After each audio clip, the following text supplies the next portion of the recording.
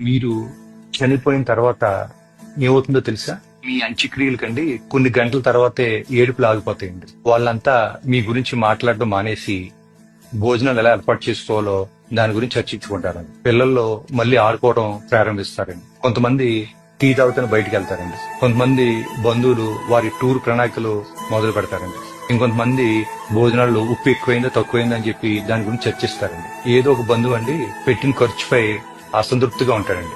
మెల్లగా జనాలందరూ వెళ్ళిపోతారండి. కొన్ని రోజుల తర్వాత ఏమవుతుందంటేనండి మీ ఫోన్ కి ఎక్కడా అని చెప్పేసి మెసేజెస్ వస్తాయండి. మీ ఆఫీస్ లో మీ ప్లేస్ లో పనిచేయటకు వేరే కొత్త వ్యక్తిని నియమించుకుంటారండి. మీ ఫేస్బుక్ ఫ్రెండ్స్ మీరు పెట్టిన చివరి పోస్ట్ ని ఒకసారి మళ్ళీ చూస్తారండి. మీ పిల్లలు సెలవులు ముగించుకుని వాళ్ళ జీవితాల గురించి ఆలోచించడం మొదలు పెడతారండి. మీ జీవిత భాగస్వామి తమ శాశ్వత జీవితం ఎలా గడపాలని చెప్పి ఇంకా ఆలోచిస్తారండి. పండగలు, సినిమాలు, క్రికెట్ మ్యాచ్లు అన్ని ఎప్పటిలాగా వచ్చి వెళ్ళిపోతా ఉంటాయండి. పువ్వులు